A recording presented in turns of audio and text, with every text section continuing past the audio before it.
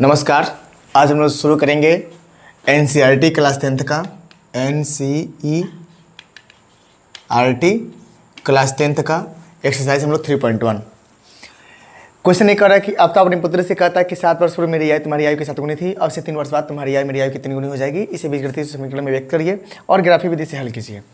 तो इसमें जो आफ्ताब कर रहा है कि मेरी जो आयु है, मेरी अपने पुत्र से कहता है कि 7 वर्ष पहले तुम्हारी आयु की गुनी थी, 7 गुनी थी। तो मान लेंगे यहाँ पर माना आफ्ताब की वर्तमान आयु x वर्ष है। कितना वर्ष है? x वर्ष है। आफ्ताब की वर्तमान आयु कितना वर्ष? x वर्ष। तथा पुत्री की वर्तमान आयु y वर्ष है। आफ्ताब का हमने मान लिया कितना वर्ष है? x वर्ष है। और पुत्री की वर्तमान आयु जो कितना है? y वर्ष है। और पहला शर्त ये कह रहा है कि पहला शर्त क्या कह रहा है कि 7 वर्ष पूर्व। तो पहला शर्त ये कह रहा है कि 7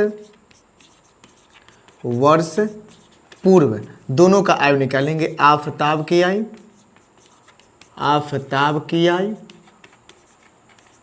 7 वर्ष पूर्व। तो अब से आफ्ताब की आयु अगर x वर्ष है तो 7 वर्ष पूर्व जब आफ्ताब की आयु जाएगी तो कितना हो जाएगा? x माइनस 7 वर्ष। और पुत्री की आयु तो अभी इसका उम्र है पुत्री का y, 7 वर्ष पूर्व कितना हो जाएगा? y माइनस कितना हो जाएगा? 7 वर्ष। प्रश्न ये कहता है कि 7 वर्ष पूर्व मेरी आयु तुम्हारी आयु की क गुनी थी? 7 गुनी थी। इसका मतलब जो आफ्ताब की आयु थी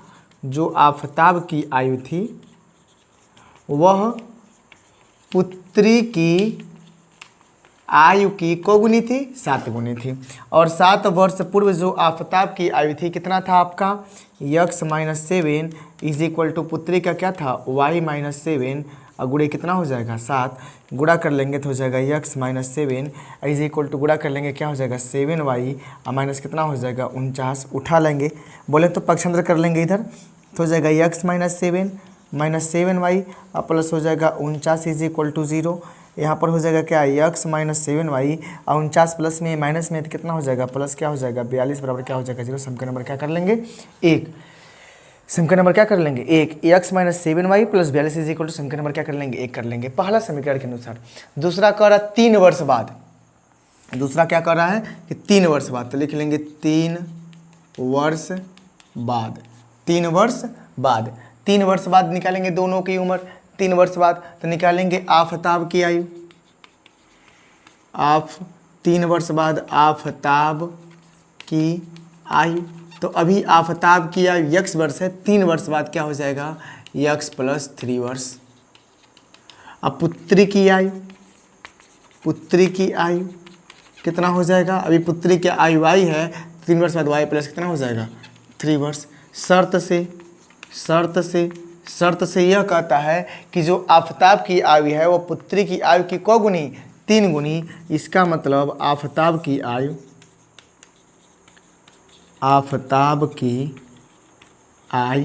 बराबर 3 गुणे पुत्री की आयु।